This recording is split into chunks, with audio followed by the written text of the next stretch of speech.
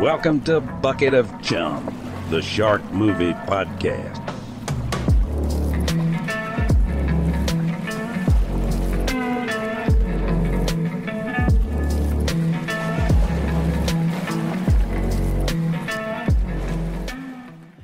Hey everybody, welcome back to another episode of Bucket of Chum, the Shark Movie Podcast. This week I am talking about Sharks of the Corn from 2021, directed by Tim Ritter.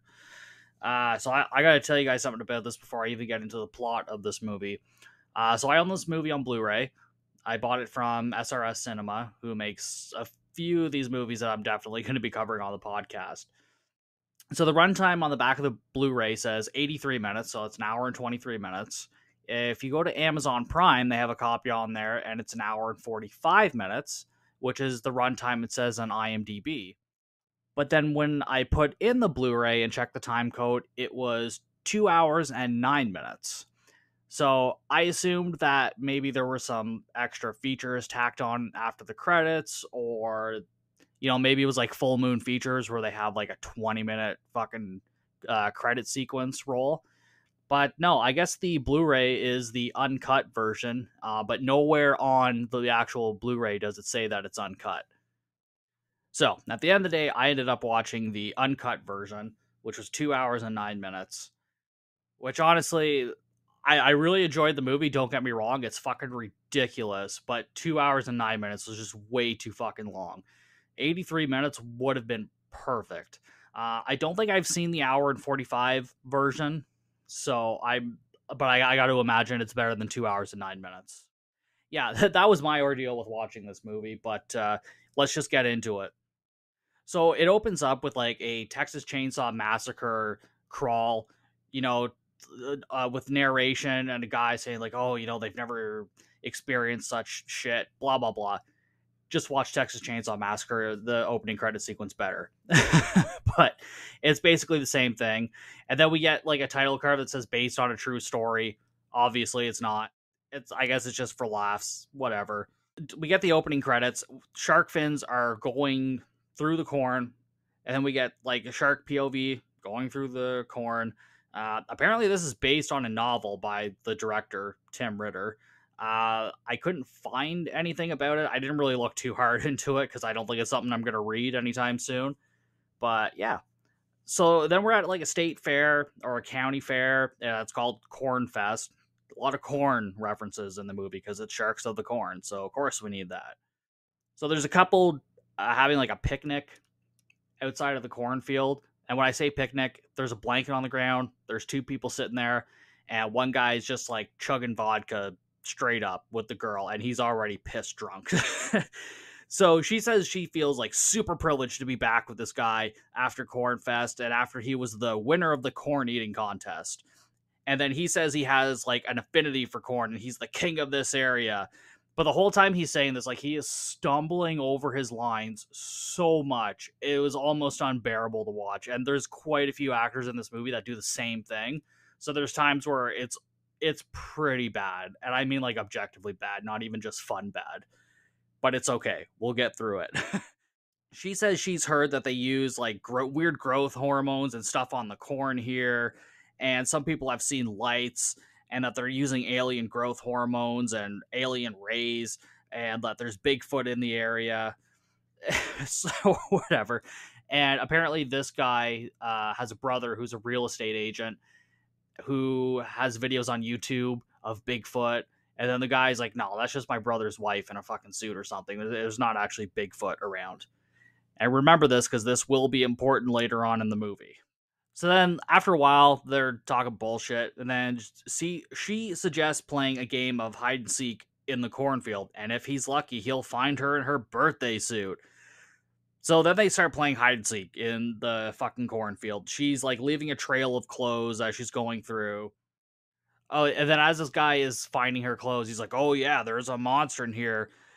Wait till I get my pants down. Referring to his dick, ladies and gentlemen.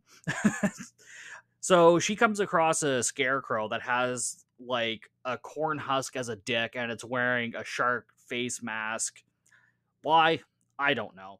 The guy isn't too far behind. He finds the scarecrow next and then he just kind of like passes out on top of it. she's continuing to like strip down, go through the cornfield, leaving her trail of clothes, and then she takes her bra off, and we have boobs in the movie, ladies and gentlemen. She's also got a Jason hockey mask tattooed on her back. That was pretty cool. And then we get the sharks in this movie. There's not a whole lot of CGI sharks, but there's like puppet sharks. So it's like somebody's wearing either a prosthetic on their head that's a shark, or it's like literally somebody's wearing a shark head on their arm or some shit. It's great. I love it. So then she's wandering around the field topless, and then she's exiting the field. She sees the shark and screams, "Shark!" She runs away, and the shark gets her, and we see her laying on the ground covered in blood.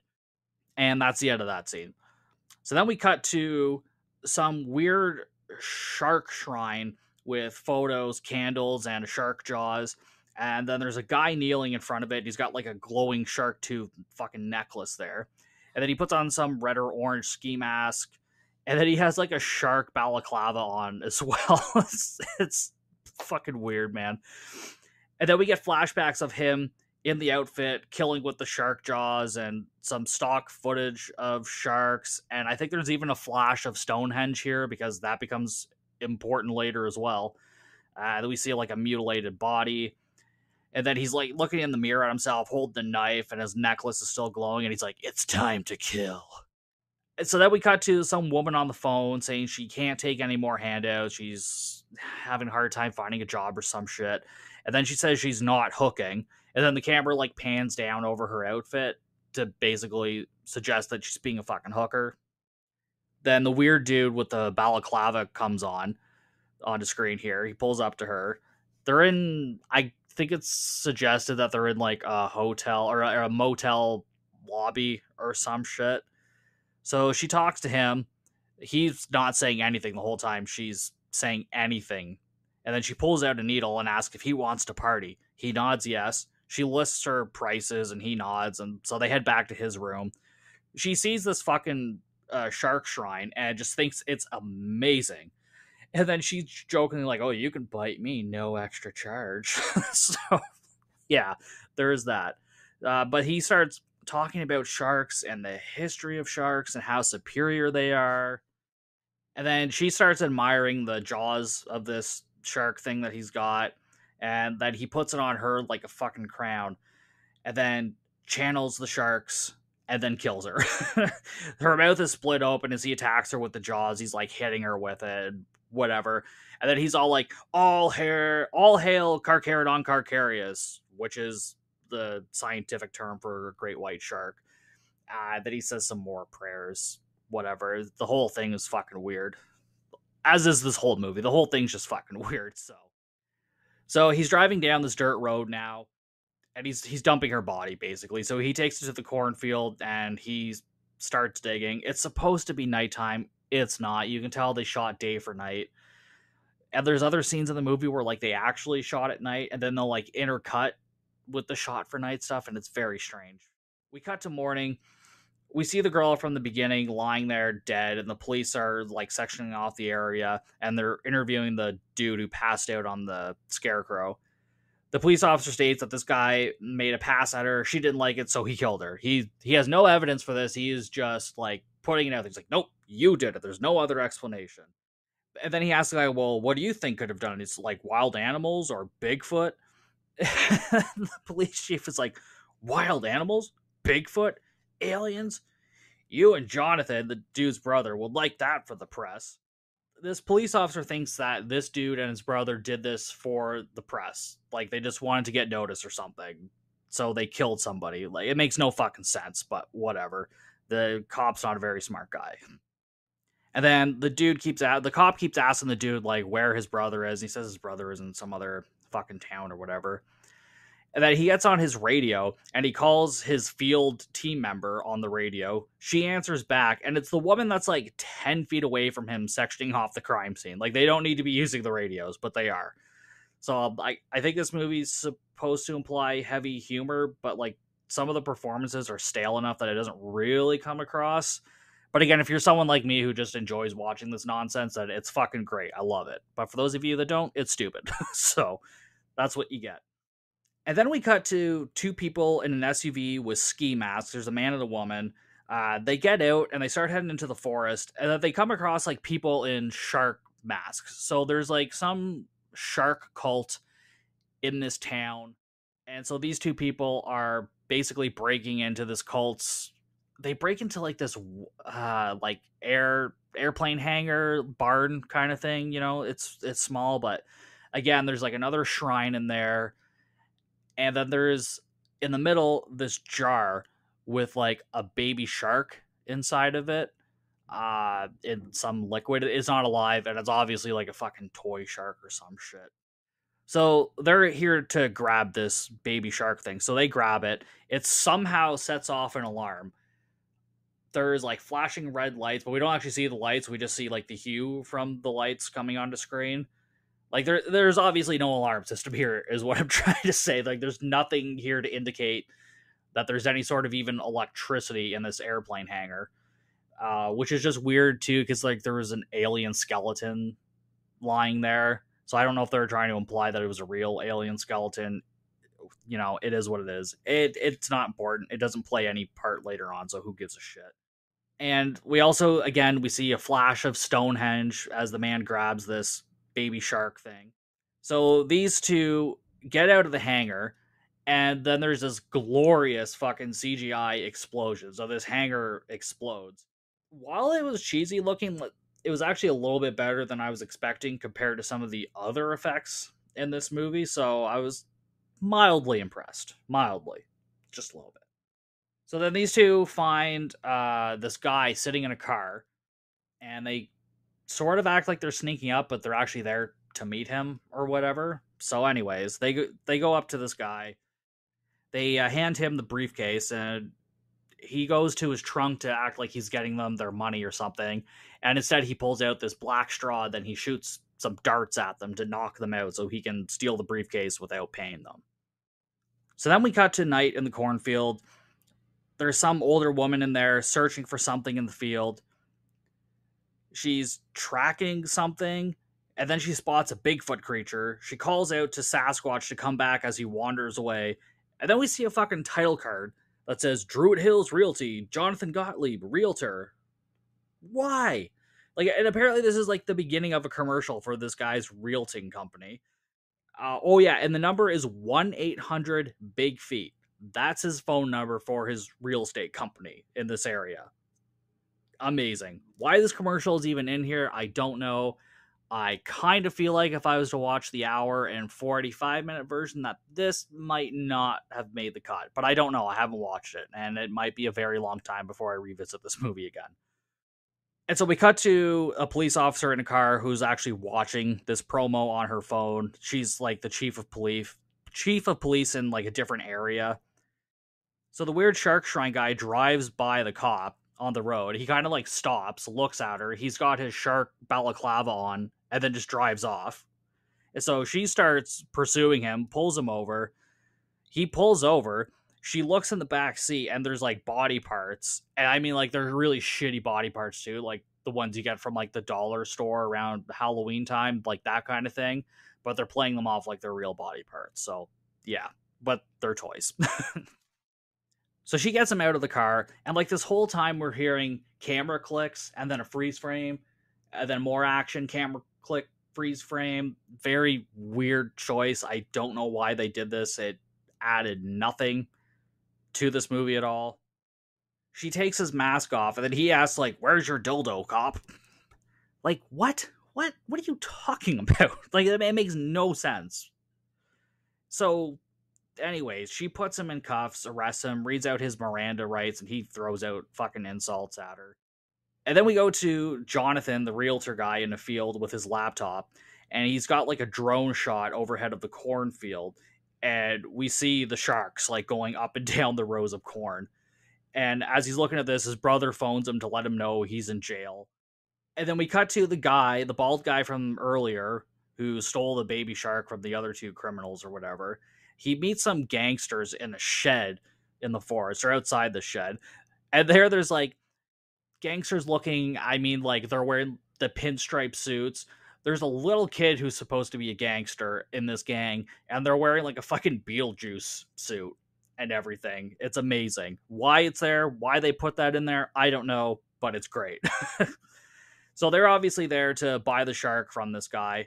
They talk a bunch of shit back and forth, and they don't trust each other. He's like, oh, I've hidden the shark somewhere close. Give me the money first. Blah, blah, blah. All that dumb shit. So then this kid in the Beetlejuice suit and another guy in a pinstripe suit start going to the cornfield looking for, where this guy's hidden the baby shark, and they hand him the money. Fucking sharks start chasing them.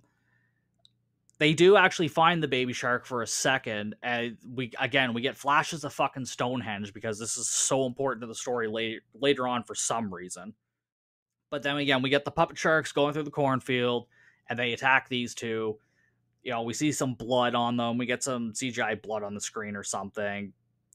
A lot of the kills in this are basically the same kind of puppet shark, and then there's just like blood thrown on the body. So that's just more of what we get.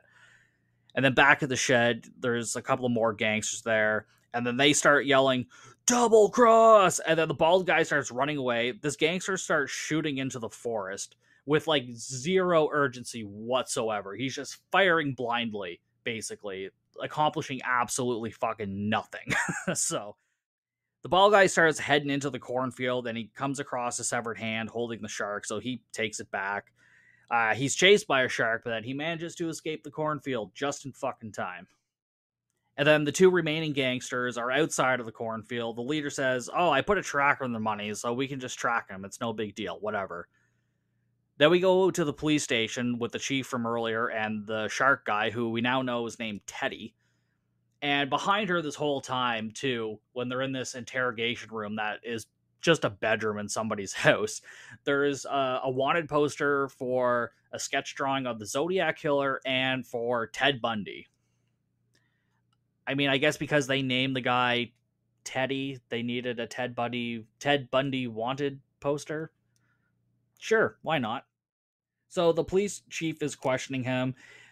Oh my god. And then Teddy says one of the greatest lines ever. Great white lives matter. Like, what?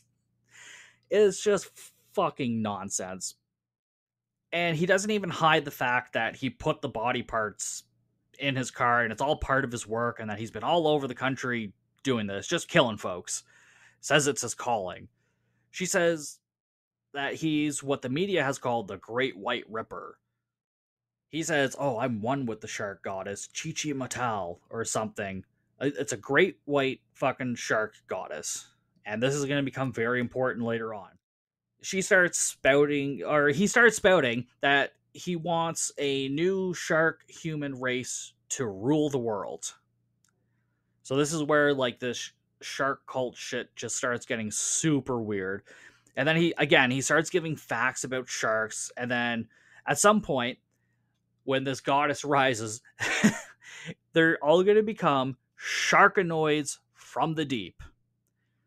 Obviously doing a ripoff on humanoids from the deep. I mean, it would have been cool to see like some of these sharkanoids. We kind of get some towards the end of the movie, but I would have liked to have seen more of this because it sounds fucking ridiculous. Who knows? Maybe we'll get a sequel to this someday, guys. Who's excited for that? Probably not a lot of you. And then he says something about an alien calling emanating from Stonehenge. There's pulsing sensations that give him and hundreds of others their calling for this fucking shark cult. And like when they first met to this cop and Teddy, he says, oh yeah, you look really familiar. And then we find out that the hooker from earlier, the prostitute, was this chief's sister and he killed her. So that's where that information's revealed. Whatever. They said that they found her blood in his hotel room. They didn't actually find the body. He starts acting all fucking weird, calls her a bitch, and then she leaves the room and starts crying. So then she's outside the interrogation room. Another cop comes over and says he's sorry about her sister. They talk about how much she helped her sister with all her problems, how she had a bad marriage. Oh, then this woman actually gave up a chance to be in the FBI, to stay in this town to help her sister out. I don't know. I had a hard time believing the FBI would hire this woman. She seems very mediocre at her job. So that was pretty fucking funny, though. She goes back into the interrogation room, asks where the body is. He says it's in a cornfield, and he can take her there as long as he can take his shark jaws, and he gets to keep his shark tooth necklace. And he says the jaws act as like a compass for him. And every time like we see this necklace, like we hear like an electrical buzzing noise. We'll find out later why that is. So then we go back to the bald guy trying to start his car, won't start. He gives the car the finger and then starts walking. And then we cut to the police officer from earlier in the movie. And then Jonathan comes into his office, says his brother didn't commit the murder and he couldn't have either because he was out of town. And the cop just keeps accusing them of being behind it because it would be great publicity. And he's betrayed the town before by putting people's personal business in the newspaper, including the cop. You put this thing in the newspaper about my mistress, and he didn't appreciate all the troubles it caused him. Like, buddy, you were cheating on your wife. You had a mistress. You're an asshole. You don't get to be mad about that. Fuck you. So Jonathan pulls out his laptop, and then he shows the cop this drone footage of the sharks. And so the cop is obviously like, oh, you expect me to believe there's sharks in the cornfield? It's just something from the clouds. It's just shadows from the clouds. Sure, that's what that is. The sharks in the cornfield are just fucking shadows from the clouds. Like, that makes any fucking sense. Fucking idiot. And then Jonathan says, we need to convince the mayor to close down the cornfields. So basically, in this movie, cornfields are taking the place of beaches. The cornfields are important. The cornfields are the beaches in this movie. And then Jonathan says in his research, he came across some shark cult. The officer cuts him off and just tells him he's full of shit, doesn't believe him, and that, you know, this is the best corn harvest they've had in years, so they need this thing to go on to make money, because that's how people make their money, is from the corn. Whatever. We get some more drone footage of the cornfield. There's quite a few shots like this, so again, I think these are some of the shots that probably got cut from the hour and 45 minute version. We cut back to the female chief and the other officer. She's getting ready to go take Teddy to find her sister's body. This cop comes in and gives her a bag, and it's like, oh, it's something we confiscated from the peaceful protesters. So they start going through this bag, and it's like, it's got a knife, a gun, and a fucking grenade inside of it. I don't know much about law enforcement, but I'm pretty sure you can't just confiscate weapons from people and then use them for your own doing. That's just me, though. But I mean, this girl was wanted by the FBI to work for them, so, you know, she knows best, obviously. So then somebody else brings in Teddy, and then they fuck off and get out of there and start heading towards where he's buried the sister's body. So then we're back to the gangsters in the car tracking the bald thief, and then they get into a helicopter and just take off. That's all we get from that scene. So now the gangsters are in a helicopter. Great. We cut back to the cornfield. There's a woman sitting in a lawn chair with an umbrella, and she just looks like a real bitch. And she is. Her character's a real bitch, too. The father and son are playing frisbee on the edge of the cornfield, and then she yells at the husband that he's going to get their son sunburned if he keeps him out any longer. Whatever. Why are you even there? Like, fucking go and take your umbrella, get the fuck inside the house. Go live under a rock. You're a hermit, I'm assuming. The kid says like he's afraid of snakes, and Dad's like, there's no snakes in the cornfield. Dad throws a fucking frisbee into the corn, and the kid goes to grab it, killed by the shark, like almost immediately, like fucking bites him. We get really shitty CGI blood on the actual camera lens. And then, but we start getting practical blood spills on the frisbee, so that was something. Dad calls out to the kid, and then he yells, "Shark!" The mom comes running over, and we see this fucking CGI head come flying out of the cornfield, and it's the little kid's head. We don't really get a good look at it, but it's pretty fucking funny, in my opinion. The parents cry, and then we cut to Chief and Teddy in a car on a ferry. Teddy starts talking about fucking Stonehenge, and Stonehenge is giving off some signal to his goddess and the cult so they can transform, and a bunch of other nonsense about his cult. Anyone who's not part of this cult will be eaten, and Stonehenge will raise the goddess, Chichi Motal. So, whatever. Chief doesn't believe it, obviously. He says he already has electroreception, so that's why every time we see his fucking necklace and we hear that electrical buzzing, it's because he has electroreception. And he can smell her fear, apparently. I guess it doesn't make sense. It's fine.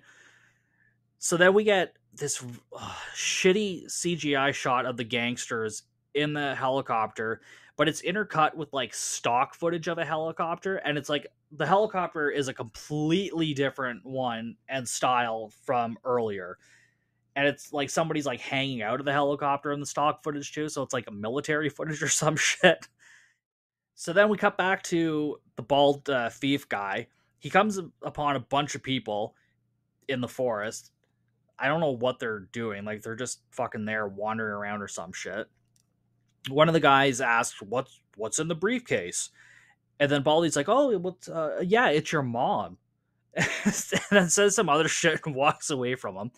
The four people start to follow him, and one of the girls is like, your mom's like 400 pounds. She can't fit in the briefcase.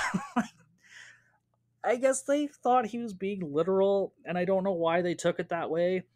But then they started chasing him to get the briefcase for reasons. Maybe just because they're fucking rednecks. I don't know. So, I mean, they follow him into this cornfield. The bald guy escapes. The rest of them are eaten. Like, they go into the corn and they're eaten. And the bald guy's like, oh, well, that's unfortunate. And then just fucks off. So, yeah, great.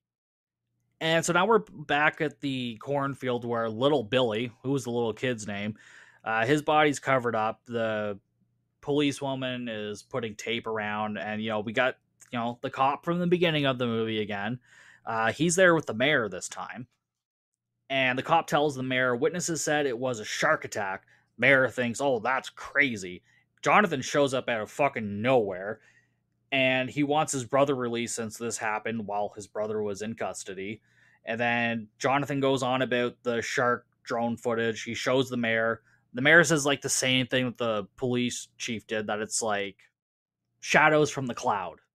Sure, that's how clouds work. And then he goes on to say like the cornfields are on ancient burial grounds, and then he starts telling them about the shark cult in the area and how they worship a shark-human hybrid goddess, and when she returns, they'll turn into shark people. Jonathan says the energy is making the corn sharks stronger, and soon they'll be able to leave the cornfields. And he insists they close the cornfields, but the mayor reiterates that the corn makes people the money, aka see fucking Jaws on why they won't close the beaches. Then the mayor suggests if Jonathan believes this, him and his boy should go and catch them. And then this call comes over the radio about another corn shark attack. The mayor reluctantly agrees to close the cornfields. Yay! Everybody's safe now. The mayor tells Jonathan that they're going to walk the perimeter and be bait and see if anything pops out. Great fucking plan, mayor. So now we cut back to the police chief driving down a dirt road. She comes across the bald guy and asks if he needs a ride. He kind of reluctantly agrees and gets in the car. She starts telling everything about Teddy to this guy. Like, this hitchhiker she just picked up, she just starts telling, oh yeah, well, Teddy's part of like a fucking shark cult and he's a mass murderer. Cool. That's what you want to tell strangers. And then the bald guy, we finally get his name, and it's Murray Benchley. Benchley as in Peter Benchley, who is the author of the book Jaws. So we got another Jaws reference, because we got to have Jaws references in all of these movies. I think it's a rule that if you make a shark movie, you have to have a Jaws reference. Maybe I don't know. The chief asks where he's headed. He says Druid Hills, and then Teddy's in the backseat like, all roads lead to Druid Hills. Okay, good job, Teddy. And then Teddy asks Murray what he has in the briefcase. Murray says like paperwork, blueprints. And then Teddy says that he could sense what's in the briefcase. He can sense what's actually in there, which is obviously this fucking baby shark. We're back to the gangsters in the helicopter. One of them says they think Benchley is in a car. The leader says they'll sneak up on him, they'll never see him coming. In a helicopter, sure. The leader asks the other guy if he has his gun, so he starts like looking around. He's like, "Oh, I left it back at the base."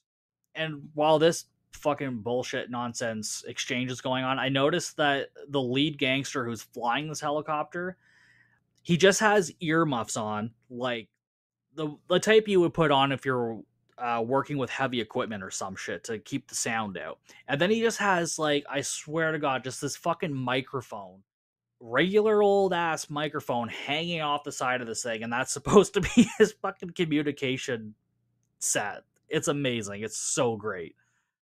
So then we're back to the police officer from the beginning of the movie. I never catch his fucking name during this whole movie. I don't know what it is, and I don't really care. It's not important. They go to some house, they look in, doesn't see anyone, so they head to the cornfield. So he's there with the female officer from earlier who was like cordoning off the crime scene. He tells the female officer to go in there, and she says, "Oh, hell no." She says she's seen enough shark movies to know that they can be anywhere now. You know, they can be on the land, snow, sky, and she's even seen one exorcised. Shark exorcist. And this fucking cop is like, "Exercise? Like on a treadmill?"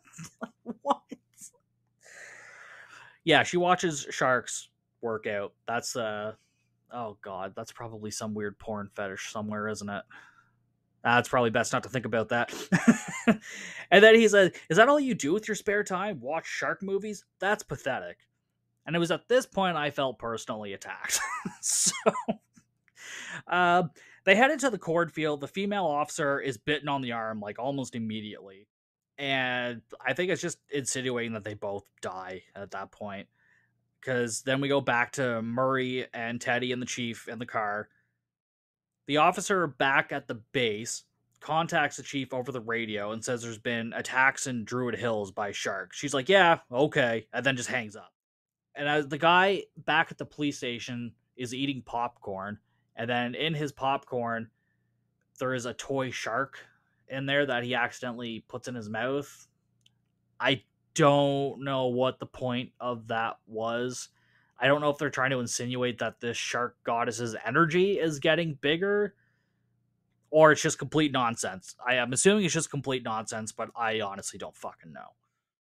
So after that radio call, the chief asks Murray if he still really wants to go to Druid Hills. Well, fucking Murray pulls out a badge, and he is with the CIA. Because that's what this movie needed. We needed a CIA fucking subplot. And he's been investigating this shark cult for months. The chief is like, "Oh, I had a feeling about you." And he's like, "Yeah, good instincts. Yeah, good job."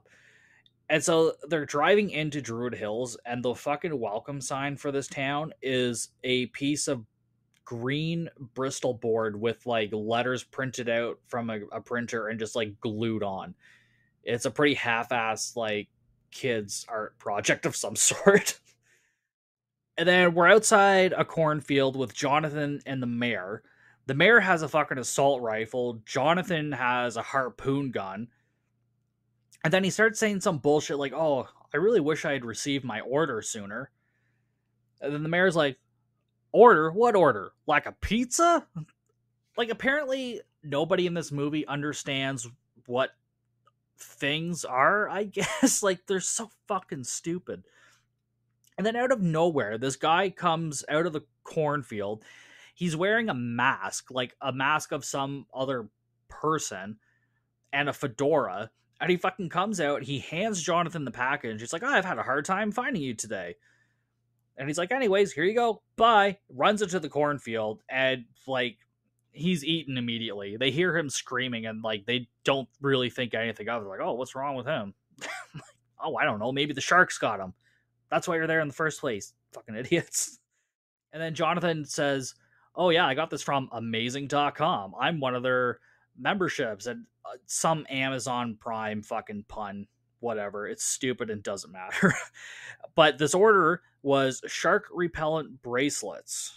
So they send off some sort of electrical pulse that's supposed to keep sharks away in the water. I think these might be a real thing, but I don't know for sure. But anyways, That's what we get. Back to the chief with Murray and Teddy. They park the car. They all get out. Teddy says that where her sister is buried and all the victims' blood will align with Stonehenge and the harvest moon. And they're like, yeah, okay. Murray says they need to go in and destroy the sharks and the source. The chief shows Murray the knapsack full of fucking weapons that they got. Murray goes to look inside the bag to see what's there, and the fucking chief hits him over the head with her gun. Teddy's like, oh, you're overstepping your jurisdiction, hit that man in the head. What? I don't know. So then after that, she reveals she is wearing a shark tooth necklace. So she's fucking in on this now, all of a sudden. She goes on and says her whole life she's been nothing to anybody. She's a failure. She's doing this so her sister can be reborn in like the purest form or some shit, and then she wants to be there at the birth of Chi-Chi Matal, the fucking great white shark goddess, sharkanoid human hybrid thing. Teddy says the chief has been the one all along. She takes his cuffs off. Well, she goes to take his cuffs off, and then he just like pulls them apart. Like he just fucking flexes like bam. And I'm like, well, that doesn't really solve anything. You still have the handcuffs on either one of your hands. You can just move more freely. So, whatever. Teddy grabs his shark jaws from the trunk. He finds the baby shark thing that Murray was bringing with him. And he yells, "This is the 13th pup of Chi-Chi Matal!" Okay, great. Who cares? Apparently they need to bury this baby shark in the field with the other stillborn sharks and the martyrs, as he calls them, aka his murder victims. And then we're back to Mare and Jonathan in the field being stalked by the sharks. Mare is bitten on the leg and fucking eaten. Jonathan falls and passes out because he hit his head on a rock. The shark approaches him, but the bracelet scares it off. So the bracelet works for him, but didn't work for the mare. Like, they're both wearing one. So I don't know why it worked for one of them and not the other. I guess it doesn't really matter. So Teddy and the chief go to the field. Teddy reveals the sister's skull, which is like a toy skull with a black wig on it. Looks amazing. Teddy says her sister will come back once she herself becomes the shark goddess. So basically, the chief is going to be turned into Chi-Chi Matal. And she starts licking the jaws really creepily. Teddy prances around. He tells the chief to dress up as the shark scarecrow for some reason. And when the blood moon rises, it gives Stonehenge the cosmic energy they need for the becoming. Like, fucking... I wish I could fucking smoke whatever they were smoking when they wrote this shit, because I haven't smoked anything that good in a while. So she undresses the scarecrow and then starts wearing its clothes. And then we get Murray's up, walking around the cornfield now. He spots the gangster chopper, and the gangsters spot him. They fly over the cornfield, and we see that drone shot of the sharks swimming around the cornfield. The gangsters see the sharks, scream, and this fucking shark jumps out of the cornfield towards the helicopter, and the chopper fucking explodes. Incredible. And it actually wasn't shot terribly. Like, it was super fucking entertaining. Like, you show that clip to anybody, it's gonna be a good time. I fucking guarantee it. Murray seems in, like, slight disbelief what just happened. Fucking Jonathan runs out of the field, sees Murray, he's like, did you just see that? The helicopter got attacked by a fucking shark. Murray introduces himself to Jonathan, tells that the chief is in on it, and Jonathan's like, well, she's part of the problem now. And then they decide that they're going to wait until dark to go and kill the cult and the sharks, but they head into the cornfield anyways, even though they're waiting for dark. I feel like they should have cut that a little bit sooner. So then at one point they come face to face with the shark, but it ignores them because the bracelets are working. Again, why it didn't work for the mayor, I don't know. Also doesn't matter, the mayor is a dick anyways. Like, he's one of those people you see, like, yeah, he's a dick. So after that, Jonathan starts singing the song from Jaws, you know, where Hooper and Brody and Robert Shaw or fucking Quint are in the bottom of the boat there singing their song Spanish Ladies. He starts fucking singing that, so we get our next Jaws reference. I think that we're up to like 3 or 4 now in this fucking movie. And the fucking chief is wandering around in her new fucking shark outfit. Teddy starts doing the ceremony, summoning Chi-Chi Matal to Vera's body. Murray and Jonathan are watching, and Murray says, "It's getting real crowded in there." Jonathan's like, "Yeah, what about coronavirus and distancing? I'm going to tell the governor about this." They made a coronavirus joke earlier in the movie, and it was just like, okay, like, we get it. We know when this takes place. But, like, no other point in the movie are people, like, distancing or whatever. Like, it's just a dumb line, but Teddy starts pouring the liquid out of this fucking shark thing that's holding the baby shark. He starts pouring it and he buries the fucking container.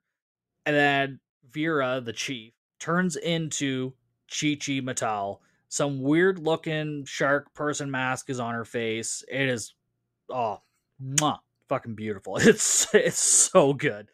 And then Teddy turns into a sharkanoid, shark man, something or other. He's turned into a shark now too. And Jonathan and Murray are watching on as this is happening. And then Jonathan's fine, like, all right, I guess we should do something instead of watching it like it's a bad movie. Yeah, might be fucking time to, buddy. They start to move in. Fucking Bigfoot comes out of nowhere up behind Teddy Shark, bonks him over the head with a big fucking rock, and then just fucks off. He just goes away. And then, we get our next Jaws reference. Jonathan is holding his harpoon gun. He's like, "Smile, you son of a bitch." Shoots his harpoon gun at Teddy Shark. Murray jumps in, running past Vera, aka Chi-Chi Matal now, and says, "Have a grenade, bitch," and tosses the grenade into her crown. Her head is blown off in bad CGI fashion. It's great. It's a fun fucking time. Jonathan and Murray celebrate, head out of the field. They get in the car ready to drive away, and 2 cult members pop up in the backseat and start choking them. And then we get fin, which is French for end, but also fin, like shark fin.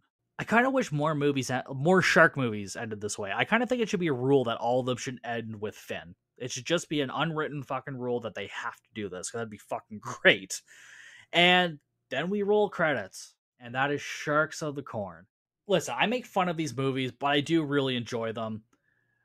But when it's like 2 hours and 9 minutes of this nonsense, it's too much. There's too much filler. Like, there's just too much nonsense, like, of overhead drone shots that we don't need. And I'd be curious to check out the hour and 45-minute version of this, because I think maybe a tighter version would make it that much more enjoyable, because I enjoy the shit out of this. I had a great time watching it. It's so much fun.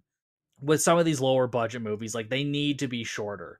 Like, I was excited when I saw it was 83 minutes long on the back of the Blu-ray, but it ended up being so much longer. It was almost too long. But at the end of the day, it was still a lot of fun. I had a great time watching it. I own the Blu-ray. I've seen it 3 times now, I guess. I'm going to watch it again in the future, I imagine, at some point. I mean, you grab a few beers, you smoke up a little bit. It's a good fucking time, right? I mean, I think you have to do that with pretty much any of these movies. So, that was Sharks of the Corn from 2021. Don't forget to check us out on Instagram, Facebook, at Bucket of Chum Podcast. Send a message to me on Instagram or email me at bucketofchumpodcast@gmail.com. Tell me what you're liking about the show. Tell me what you don't like. Tell me what you want to see or hear. Whatever. And I will see you guys next week with another episode of Bucket of Chum.